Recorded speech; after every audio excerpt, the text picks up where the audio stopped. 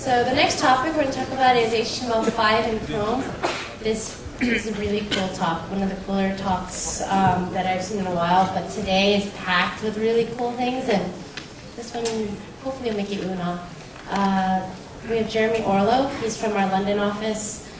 He's a software engineer on the Chrome team and has been an honorary developer relations team member for us for this trip. So without further ado, here's Jeremy. Hi. So I'm Jeremy Orlow, and this talk is a little bit about Google Chrome, but mostly about kind of the open web.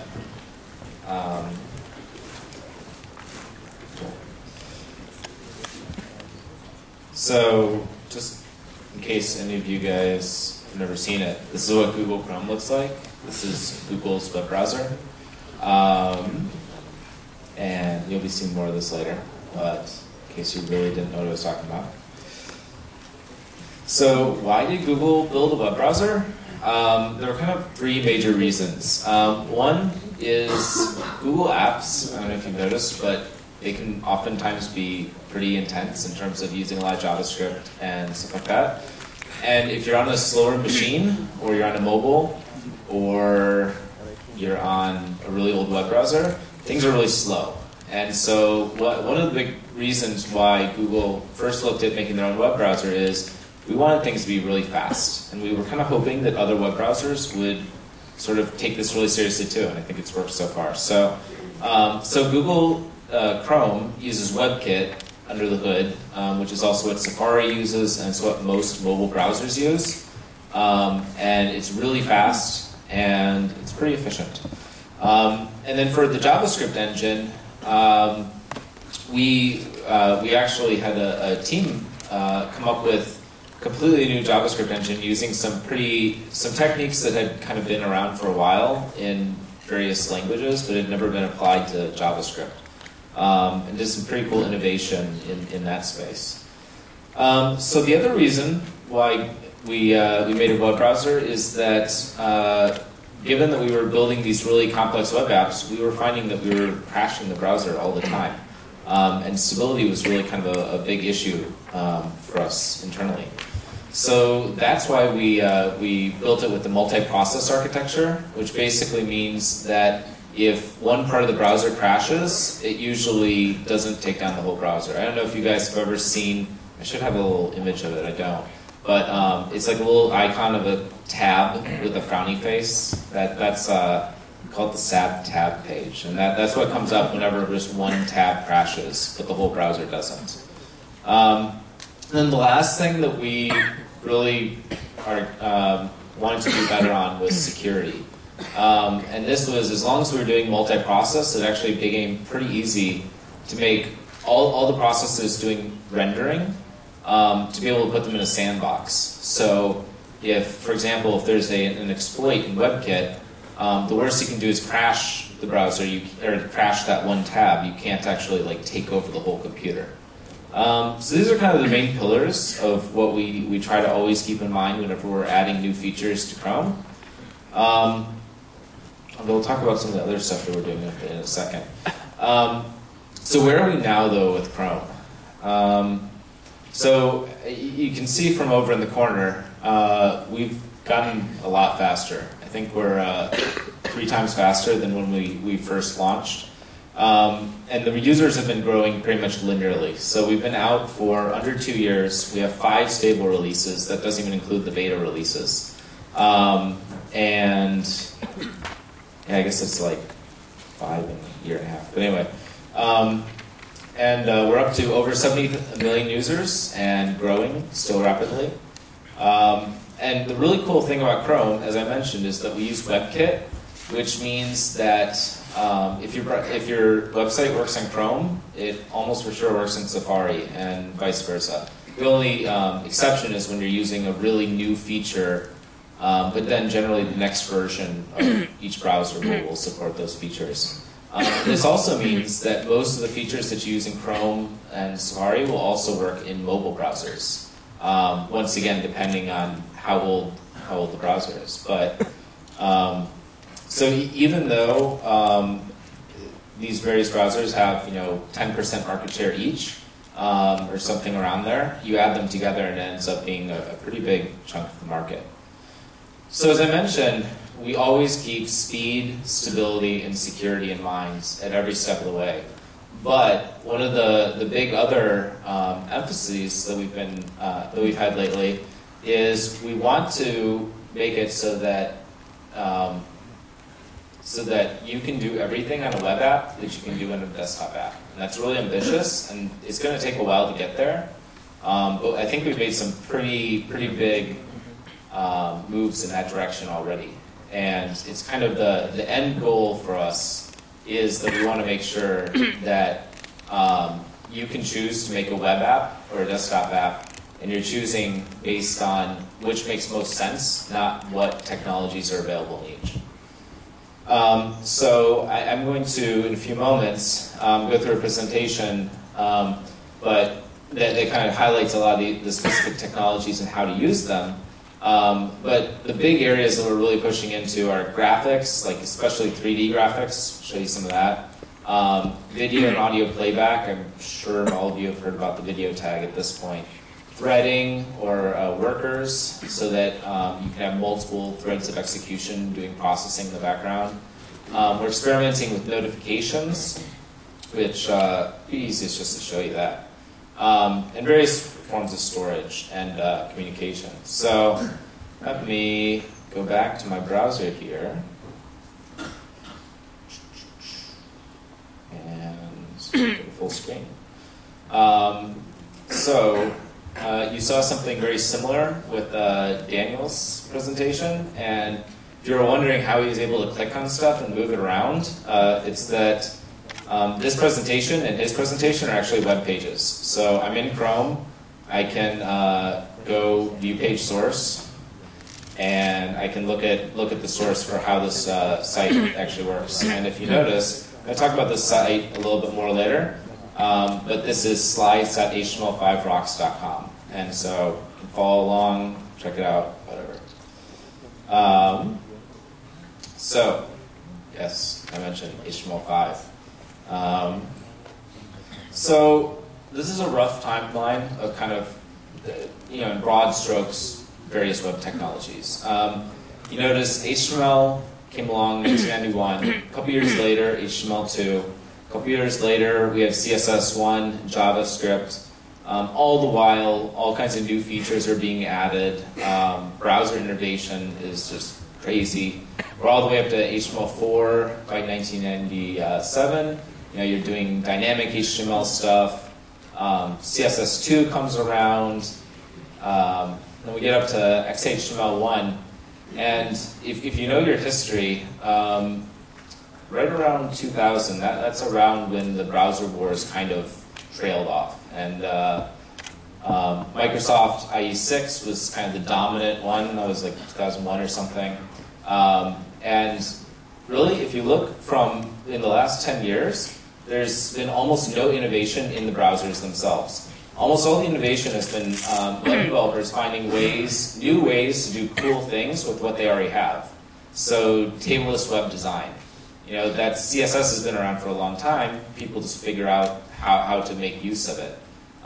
Ajax, was built into the browsers. I think it was over 5 years before. It's just no one really figured out how to harness it and make it, make it cool to do things like Google Maps. But the change that you're seeing here is 2009, HTML5. And this has been a couple years coming. Some of these technologies have been in browsers for a couple years now, which is cool. But what you're really seeing is this is kind of a browser wars 2.0. There's intense innovation happening across all the browsers. I'm sure you've seen the benchmarks where every single release people leapfrog each other once again. And so I think this is, besides the 90s, I think this is kind of the coolest, most exciting time to be a web developer, just in how much innovation is happening. Now, I've been using the term HTML5 a bunch, and I want to take a step back, because when I say HTML5, HTML5 is a specific spec, and people use the word all the time, but it really means kind of a lot of new JavaScript APIs, CSS3, stuff in the HTML5 spec, and things in other specs, actually.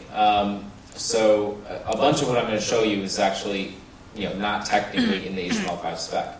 So what's really happened is HTML5 has become a buzzword, but I at least have embraced this because if you think about Ajax, that's just a buzzword too. Very few people, most people use JSON rather than XML. LAMP is another example where the P in LAMP, all the letters, mean several different things. So when people talk about HTML5, Google, Apple, even to an extent Microsoft, definitely Microsoft, everybody is kind of using HTML5 in the broader sense. So that's just something to keep in mind when you're looking at this stuff and when people are talking about HTML5. So I'm going to go through kind of some of the cooler parts of these various different specs. There's tons and tons of new features, and I could spend like an entire day going over them. But these are kind of more to try and whet your appetite and kind of give you an overview of some of the cool things that are possible now. So the first one, anybody who's been using jQuery or most of the libraries has been using some form of selectors for a while now. I mean, of course, in any browser you could do get element by ID, or you could do get elements by tag name. But some of the, get elements by class name, and the really cool, the query selector all, where you can actually put in any sort of CSS query selector. So in this case, for example, I'm grabbing all the odd bullet points in the list. And so we'll talk a little bit more about what you can actually do in the CSS itself in a bit. This is really useful for being able to grab a bunch of elements in your DOM very efficiently and be able to operate on them. And this is something that anybody who's been using jQuery, this is something that you've had for a long time. But now it's sort of moving out of just being a feature in a library that's emulated in JavaScript to something that's built into the web browser and thus can be very fast. Some of these APIs that I'm showing you are here because you just plain could not possibly do this in the browser beforehand. I'll get to an example of that next.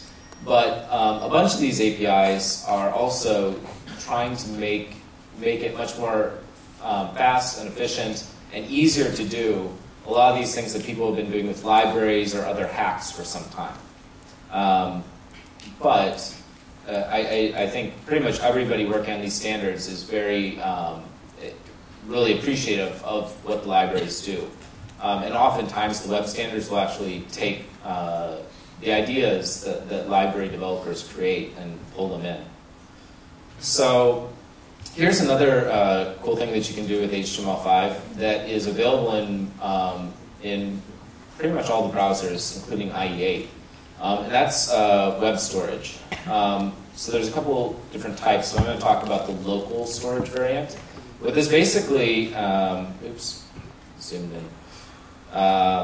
What this basically, so you've been able to, for a while, store a little bits of data on the client via cookies. But the problem with cookies is, one, they get transmitted back to the server every time that you do a network request. So if you've got, say, a K of cookie, and you're requesting like 20 images or 20, whatever resources, you're wasting a non-trivial amount of bandwidth just sending those cookies back and forth. The other problem with cookies is that you can store very, very little data in it. So web storage is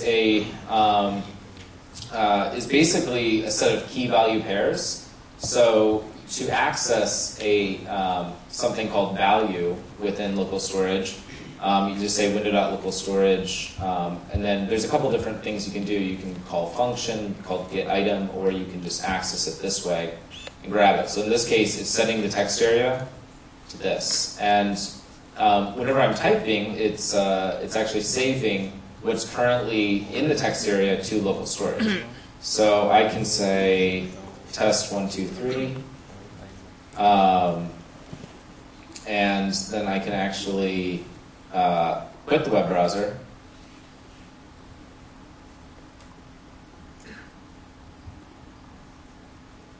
Come back in to my slide, and you'll see it's still there.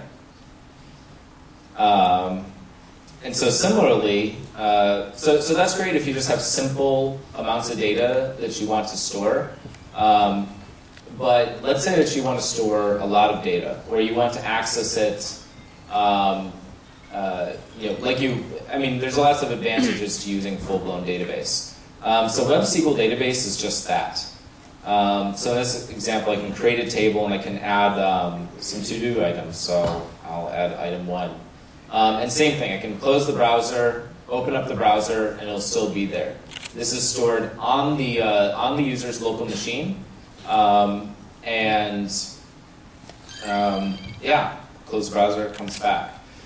So security-wise, the way that this works is the same origin policy, which is something that transcends basically all of HTML5, which is, so the origin is basically everything before the slash. So slides.html5rocks.com is the origin. So if I go to html5rocks.com without the slides, that's a different origin. And so what that means is that anything at slides.html5rocks.com can access this database that I just created. But anything at google.com, html5rocks.com, anything else, even www.html5rocks.com, won't be able to access this data. So this is a security model that is used also for like iframes, for example, where you can't access data within iframes outside of your origin. It's used all over the place. So if you're ever wondering why something's not working, it's the first thing to look at. But it's a compromise between kind of the security model that was in cookies, which was probably too loose, and making it so that only one URL can access it. So I've shown you how you can actually store data on the local machine. So this kind of begs the question, well, it sounds like I'm awfully close to being able to have full-blown offline web apps, but how do I access the data without having a network connection? And the answer there is app cache. And what this lets you do is have a very simple manifest.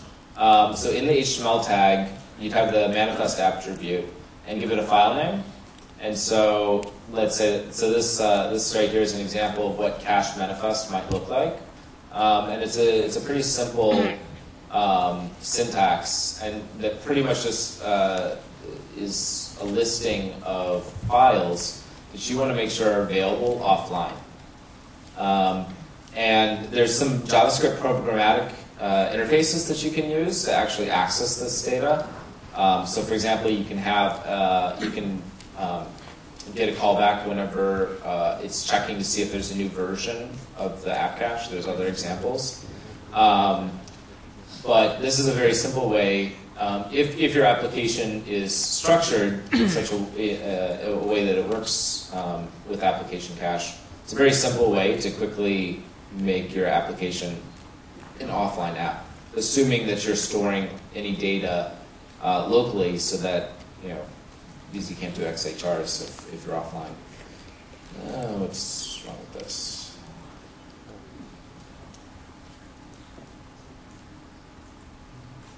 There we go. So another one of the cool new APIs, which, by the way, a bunch of these APIs have kind of were sort of inspired by Google Gears, and so Web Workers is another one of these examples of things that were kind of pioneering Google Gears. And the basic idea, I'm sure you guys have seen this, where so this little application finds a route between all these different points here. So if I click, I'm trying to drag this around right now, but you can see not much is happening. I can use the arrow keys to go back and forth, but it's doing all this computation in the main thread, and the whole thing's locked up. Now you can do tricks like doing a set timeout periodically with a continuation to pick up the work and try to finish it. And do that over and over again every couple tens of or hundreds of milliseconds to make sure that the UI stays active.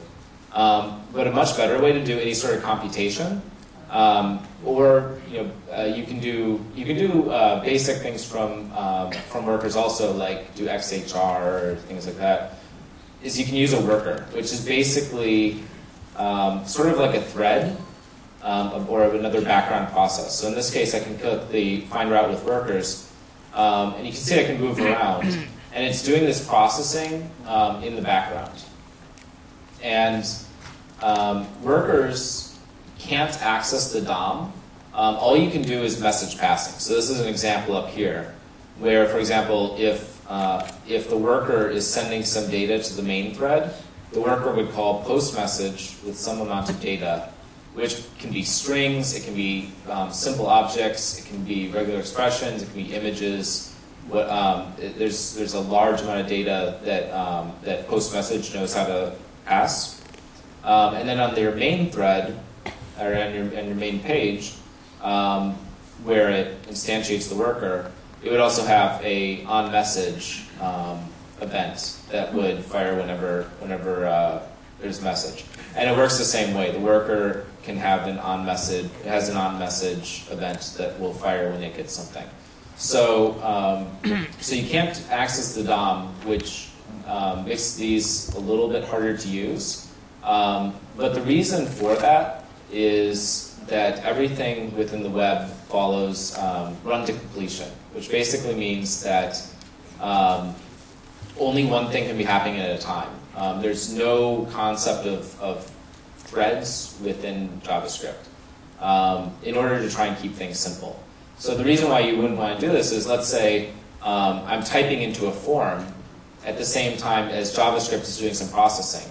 If JavaScript reads the value out of one of my form fields and then does some computation and then reads the value again or sets the value, I don't want, while I've been typing, for that to change as far as JavaScript seeing. It's very hard to debug issues like that.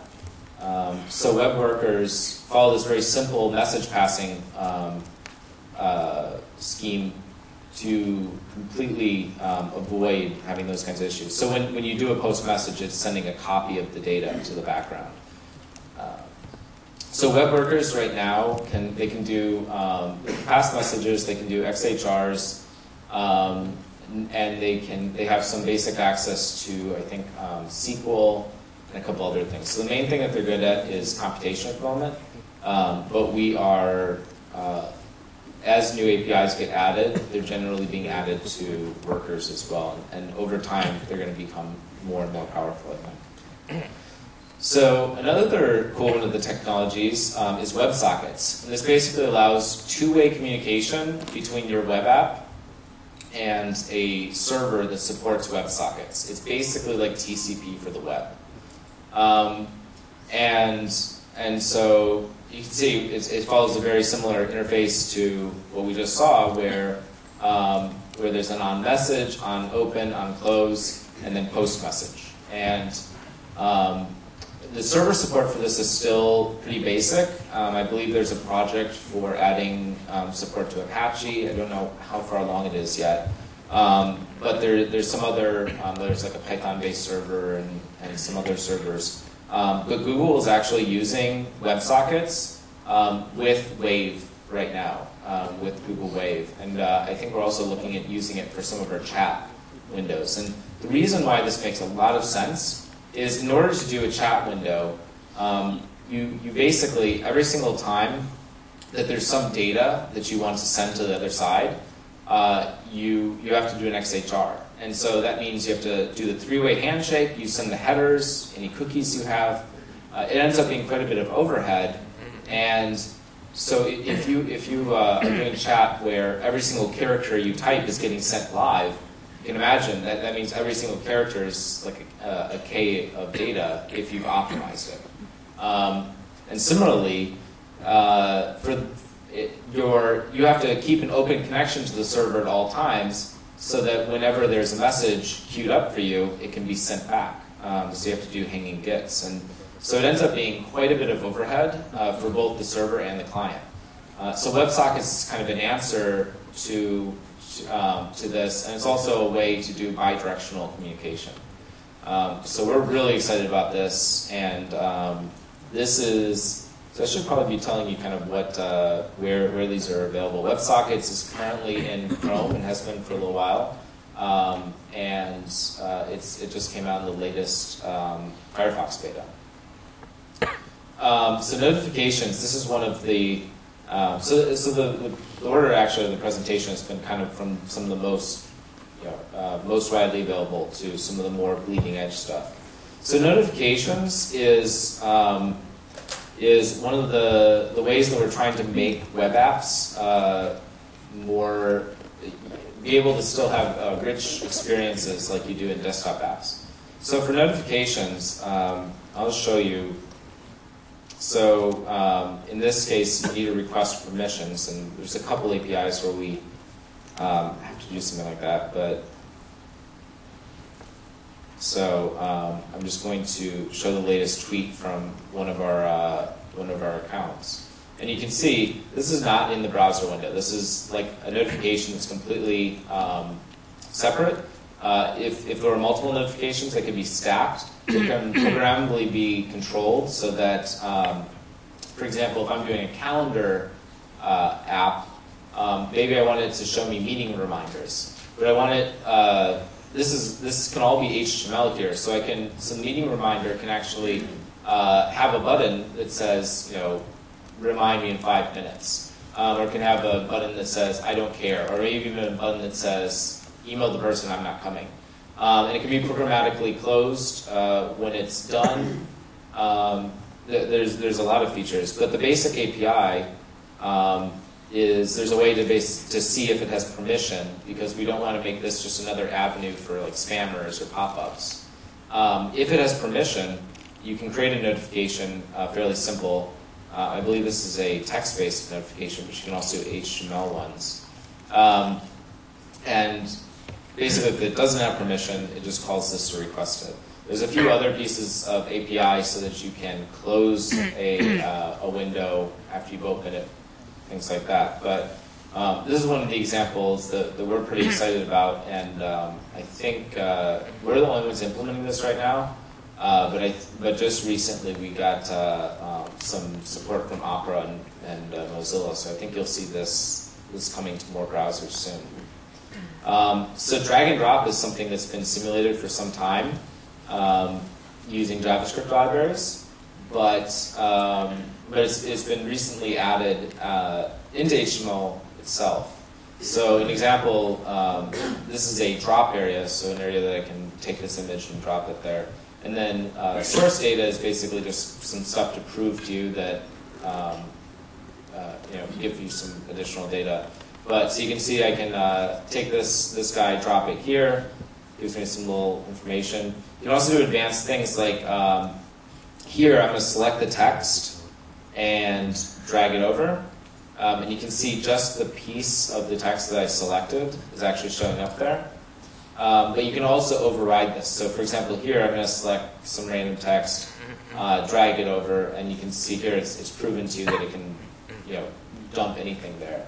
I don't actually have an example right now. I forgot to do this, but if you have like an image on your desktop or something, you can actually drag and drop it in, or in another browser window, drag it in. And we're also working on support for drag out, where if there's something in where I could take this and drag it out of the browser and actually pop it onto my desktop. So geolocation, you actually saw this with Daniel's talk. So if it's show position, it double checks that I actually want to give my permission to the website. I click allow, and see we're right here. So once again, this is a pretty simple API where, so this is some code to see if geolocation is available in this browser. It's going to get the current position, get the lat long, and pass that into a map. So it's pretty simple stuff to be able to just get the user's permission. or sorry, get the user's permission, and then get their location and have it show up. So those are just kind of some of the more sexy, cool JavaScript APIs, but there are a lot of APIs that have been added and a lot of APIs that are currently kind of in an experimental phase in various browsers. The way that these things get developed these days is they'll be talked about a little bit on the standards list, but then one browser will just go implement it and look for feedback from people like you on what works, what doesn't. Is this something that you're going to be able to integrate into your application? And as feedback kind of comes in, and once there's more positive feedback, generally other browsers will start implementing it, and you'll start seeing it show up in more browsers. So can't emphasize enough that you guys got to play with this stuff. So in terms of HTML, so HTML is kind of more the elements or the tags. So a bunch of work has gone into semantics, and so for example, for a long time, if you had the bottom of your web page, you have some sort of copyright notice or something, you would probably have some sort of CSS class for footer or something like that. To style it and make it clear that this is some legalese or something at the bottom of the page. So footer is an example of one of several elements that try to that have kind of a standard semantic meaning across websites. And this is just a bunch of kind of the common things that people are adding to a lot of their pages have been added here. And these are things that you can style, but more importantly, these are things that that help your page be more machine readable. So this means this is kind of, if you've heard about the semantic web, this is kind of what it's all about, and it's about making it. Well, I'll show you a couple other features that also relate to semantic web, but Google has some really good technology for being able to crawl web pages and kind of guess, what's the footer, what's important on the page, what's not. But these types of tags just make it easier for machines to read your pages, and that means sometimes better ranking, and it can mean that sometimes your page is more compatible with things like screen readers. Skip over some of these. So microdata is another example of kind of a technology to be able to add more semantic meaning or clarify semantic meaning within your web page to make it more machine readable. There's also the ARIA attributes, which can help make your page more accessible. So, for example, visually impaired people often use screen readers to be able to access web pages, and so some of these attributes can help explain to the screen reader how the page is laid out and how it should be read to the user. So these are examples of things that can be pretty easy on you, but can really help expand the people who can access your website, and also make it easier for machines to read them. So another kind of major area within HTML that's been added is the form fields. So this should look pretty familiar to people because they've been doing this kind of stuff with JavaScript and CSS forever. But the whole idea here is to try and make it easier to add these things. So a great example is the placeholder text. So people have all seen this example, I'm sure, where I click inside here, text goes away, I click out, text comes back, click in, type something, come out. Now that there's text here, I don't see the placeholder text.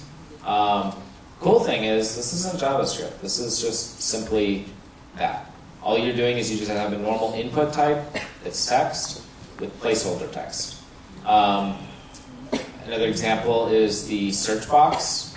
Range. You can see the sliders have been added, so I can slide around. And there are quite a bit of other input types that have been added, that are kind of having UI added, and some of these also have input validation tied to it. So I don't know of any browsers doing this yet, but I know a couple have it planned. Is, for example, the color type. There's no reason why a browser couldn't have a little icon here for a color picker. And the date type is another great example. It's not on here, but people forever have been using text boxes that when you click in, it shows some sort of little date picker. But you always have to kind of roll your own HTML or go find it somewhere and embed it. And the idea is just trying to make this simpler and making it so that all these common things can be done in the web browser, not in your site, not requiring an extra 30K of download or whatever to make it work. There's also other things that have been added to HTML5 that I don't think have actually been implemented by anybody yet, but like the progress meter and various things like that. So the form fields is a really cool thing to definitely be on the lookout for. So this is the one that I'm sure you've all seen, the audio and video. So this is, kind of, I'm sure you've done this in Flash before, or know that it's possible. You'll have a little embedded Flash. But the difference here is that this is just HTML. So if I want to add some CSS, for example, adding a reflection, I mean, that's like a one-liner. It has programmatic access so that I can have buttons to play, pause, mute, etc., or seek to various points. It's a one-liner, or a one-worder to say whether or not controls are active. So in this case, the controls is set. So this isn't something that if you want to use video, you have to do yourself. This is like literally all you have to do. So some of you, I'm sure, know though the one issue with video is that there isn't one standard codec in use right now. So if you want your video to work on as many browsers as possible, you're unfortunately going to have to encode your videos in at least 2 ways. But there are continuous advancements on this, and Google has been pushing a WebM format, and we'll see if that takes flight. I hope it does, because it would be really cool if everybody can use video built into the browser without having to encode multiple ways. So this is another thing that I'm sure a lot of you have heard about, which is Canvas. And this is one of the examples of HTML5 technologies that have been that browsers have been experimenting with for years now. So Canvas is a pretty small tag, and it's something that can be scriptable to do drawing on. So I can grab my canvas, get the 2D context, and then create paths. You can do painting, strokes. You can do some pretty advanced stuff. So if we have some extra time, I can maybe show you some cool demos. But people have built, actually, you know what? Yeah, there are a lot of really cool things that you can do in Canvas, and I'm going to be showing you one later today, I think. This is just a quick little demo where maybe like some sort of little photo editing thing where I can move stuff around. And one of the cool things is that on any canvas, you can get a snapshot of what it currently looks like. So I can hit this export to JPEG, and now I have like a JPEG that I could save if I wanted to. So there's a bunch of HTML5 photo editors out there that are using Canvas to kind of, well, not just photo editors, I mean paint programs in general, that are letting you do just basic drawing and things like that. So that was 2D Canvas. So this is 3D Canvas. Is it not working? Okay, I just got hung up for a second. So, so the WebGL is basically OpenGL ES. So this is just a demo that's not too large to embed in this presentation, but you can do actually way cooler stuff with this. This is just full 3D. This is not Flash or anything. This is an HTML element. And it's, in order to get a 2D context, it's just about as simple as what you just saw.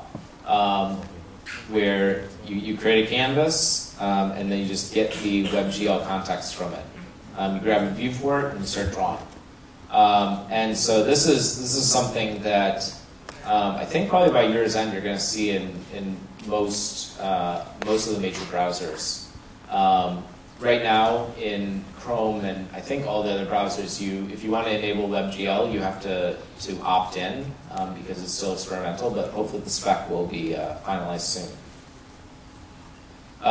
So another kind of form of drawing that's been added as SVG, which is scalable vector graphics. So this is just an example of if you wanted to draw a circle, it's this simple. This circle right here is done by basically this code. Which is, so you can use the gradient and you're telling it what size. You can even have JavaScript events, so like here on mouse down to an alert. So the cool thing about SVG is that it's not an image. So in this example, this is using like a tiger. It's doing some SVG effects to desaturate stuff around it. I mean, this is actually fairly basic code in order to do this. But I can actually magnify it, and you can see that as it gets bigger and bigger, detail gets added. So this line is still perfectly smooth, and okay, now I've gone nowhere. But so that's the really cool thing about scalable vector graphics is that they are scalable. And pretty much, there's a lot of apps out there that can make these. I think Illustrator is one, but pretty much all the major vector graphics programs can export SVG now. So this is, so SVG support in the browser is, kind of at medium level compared to a lot of this stuff. But it's really easy to make SVG images if you already have something in a vector graphics format.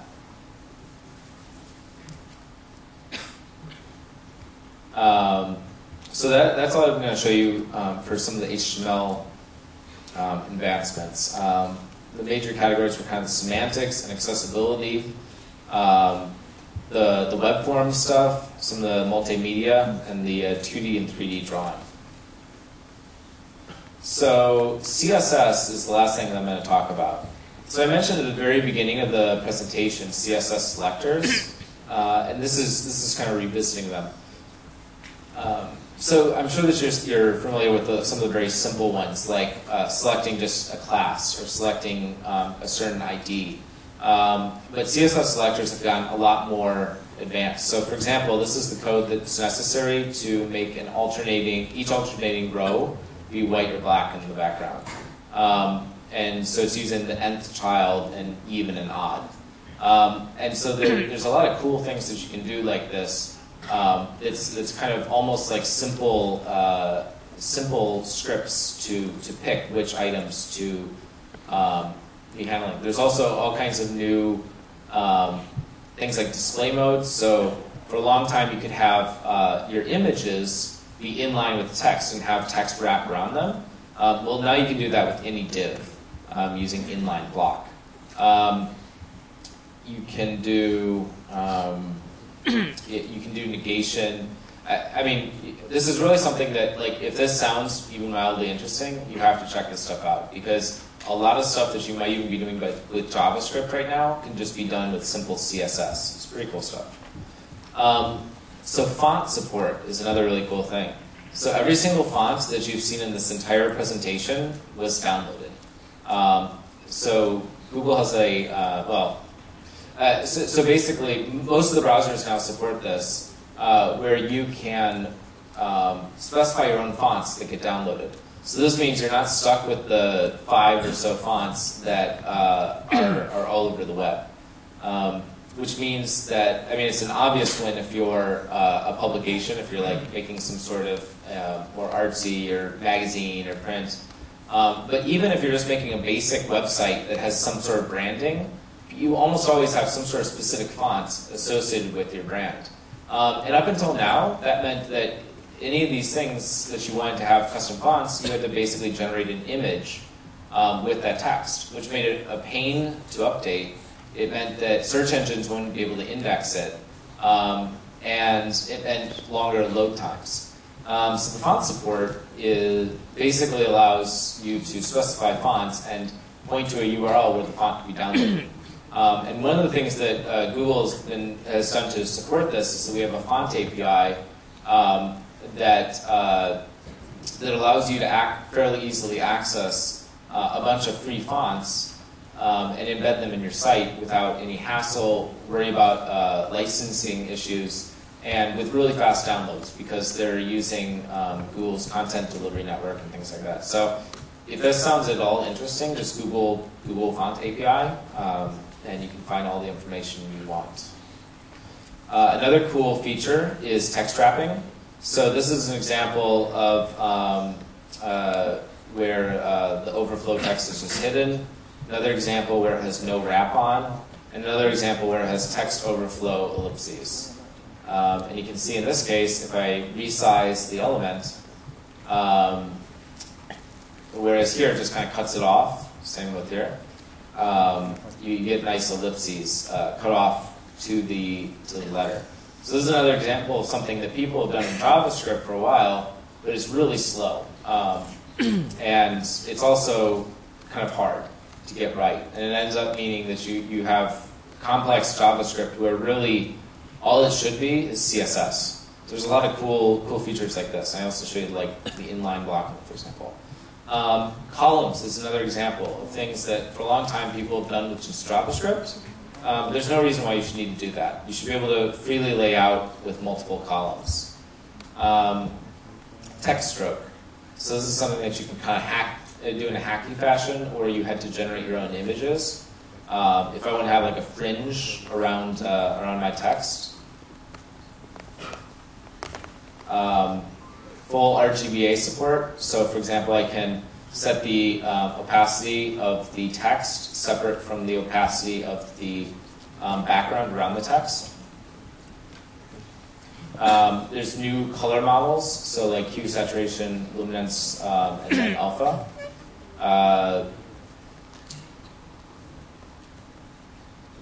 Rounded corners. So this presentation uses a lot of the stuff that I've been showing you. So one example, you notice how here these are squared off corners, and these are rounded corners. These are squared off corners, and these are rounded corners. So this is actually using the even odd CSS selectors, and this is using the border radius. So you can see here, these rounded corners here. So it's basically setting on the even elements. Top right corner and the bottom left corner are going to be rounded, and then so on. Gradients are another example of something that up until recently you basically had to just make your custom images to do. You can get linear gradients, radial gradients, a bunch of different options. So one thing I should point out, so some of the more experimental APIs often have a prefix for a particular browser vendor. So in this case, for example, there's the -WebKit dash. So what this basically means is that only WebKit will look at this particular CSS type. But luckily, in a lot of these cases, Mozilla also supports it. So you'll see a -MOZ dash for gradient as well. Opera, I think, uses -O dash, if I remember right. It's kind of a pain when you're using some of these bleeding edge features, but it's something to look out for that even though it's a -WebKit, often there might be some comparable feature. And one thing some of you probably noticed, border radius doesn't have a -WebKit. It used to at one point, back when it was a very experimental feature, but now it's been actually pulled into the mainstream CSS spec. And it's standardized across all the browsers. So text shadow is another cool thing that you can do, where I can make it a little bit opaque, add some shadow there. So everything that I've been showing you comes down to is a lot of stuff that you used to do in images, you can just do with HTML5. So like here, You can add a little shadow, add some gradient around the corners, add some reflection, and the prereq, I got to have creator with just an R. And yeah, you can do all this stuff just in the browser now. Even the selection gets reflected down here. So I think the key of all this stuff is that you with HTML5, you need to rethink what you can do directly in the browser and what you need to do images or other hacks like that to do. And also what you need to use JavaScript to do. This is a good example of background elements. So this is a center, no repeat, set on auto for the background size. This is kind of what you'd normally get. We can also do contain, which basically means that that the Google logo is going to be as big as possible while making sure it's all visible. Do cover, which means that the Google logo may be chopped off, but it's going to show, it's going to completely cover the back. You can also just do 100%, which is apparently not working. Need a file bug. So then you can also do multiple backgrounds, which is a cool feature, especially if you have different ways of doing repeat. So a great example is if you have a background that you want to cover the whole back with, but then you want to have like a bar down the side, you can have one background that covers the whole thing, and then one background that's just the bar. Here's another example where if I select this text, you can see that the plus sign is not actually being selected, and that's because the plus is actually a background image. So this can, so if you have images that you want to show up but don't necessarily want to be selectable, this is kind of a trick that you can use. And there's a bunch of different, there's a bunch of cases like that where often when you have different ways of repeating, where this can make a lot of sense. So transitions. So if I keep setting the class with either a margin of 0 or a margin left of 1,000, it's kind of boring. Red dot pops back and forth. If I add one line, which is WebKit for transition, which I believe Mozilla has a similar thing, it's now animated. One line of code, and this guy flies back and forth. If I hover over this guy, it's pretty easy to basically have a rotation set, so that so whenever I'm hovering over it, it's going to slowly transform over. You can do so I can bind it so that the 3 key basically zooms in and out. You can do keyframe animations. So please don't do this. Just like please don't use the blink tag. Actually, WebKit does not support the blink tag, so don't even think about it. But the point is that you can do complex animations without having to resort to more complex JavaScript to do this stuff.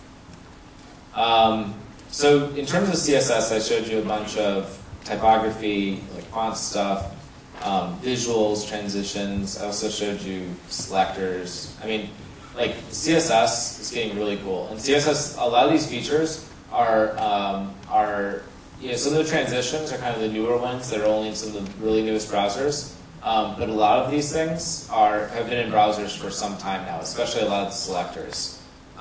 So I would highly recommend that you check out some of the examples, and I'll show you some resources in a moment. One sec.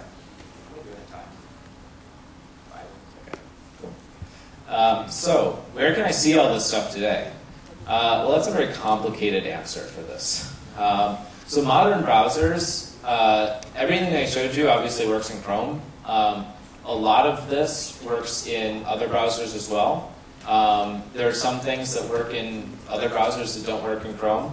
Like I said, for a lot of these newest features, the way that they're generally created is by kind of an iterative experimental process where one browser will implement it, and then as it becomes more stable, others will follow.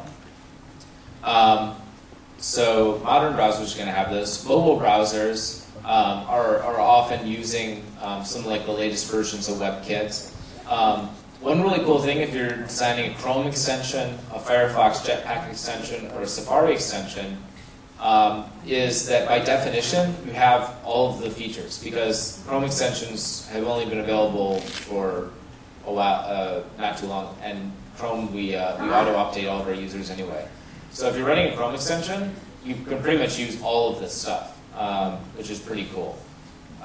It's a lot easier than if you're trying to build a website that has a long tail of really old browsers that are trying to access it. But which also gets me to another point that, so the first question people always ask is, okay, this stuff is really cool, but I can't use it because I need to support older browsers. And yes, that is an issue, and that's not anything new with HTML5. So generally what I tell people is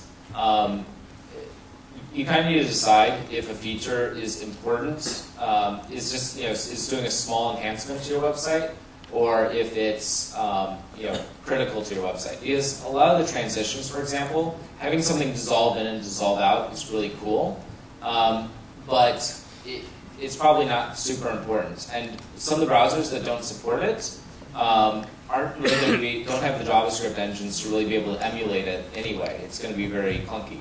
So in some of these cases, I would say, you can support the cool new features in the new browsers, but just they will be silently ignored in old browsers. In some of these cases, you're going to have fallbacks. You're going to have to, be able, if it's an older browser, use your JavaScript library. So the question then is, well, if I have to write it for JavaScript, if I have to emulate the old behavior, what's in it for me? Why should I be using these new technologies? Well, one is it's cool. Two is it's important to kind of influence the direction the specs are going. But the most important one is the browsers can often do this stuff better in the browser. And a great example is the transitions, the sliding stuff. Most new browsers are doing hardware compositing, especially mobile browsers are really moving this direction fast. So what that means is that if you're doing it with JavaScript, you're using quite a bit of battery from your user. It's also going to be a lot more jittery. It's going to have a slower frame rate because it's not being done in hardware. A lot of these CSS things also, if you're doing selectors purely in JavaScript, just using like jQuery or something, it's going to be a lot slower than doing native selectors in the browser. I could go on and on with some of these examples. Some of them, for example, the local storage. If the browser doesn't support the technology, you can't really support offline, and that's unfortunate. So the point is that the story of kind of how to fit this into existing websites kind of differs by the API and sort of differs based on how important it is to your website, but something to keep in mind. So one other option, if you want to see this stuff, is Chrome Frame, which is basically if the user has installed Chrome Frame and the server, or if the page has a meta tag saying that it should be rendered in Chrome Frame, or the server sends a HTTP header that says it, then the site will actually be shown in Chrome. And so this is great because a lot of corporations are still standardized in IE6 or other older versions of IE or IE8 to make like their intranet stuff like that work. But some sites, it's just way too slow. So Wave is an example of this, and I think actually a bunch of Google properties are doing this now, where if Chrome Frame is installed, we prefer to use that. We still will work in Internet Explorer, but the experiences can be degraded. And the great thing about this is that it's opt-in from both the user and the website's perspective. So you don't have to really worry about if you install this on your computer, you don't have to worry about sites showing up in Chrome that don't render correctly. Like some intranet sites. So that's all I've got. I'm going to open up to questions now. But key to remember is kind of HTML5 is basically the next generation of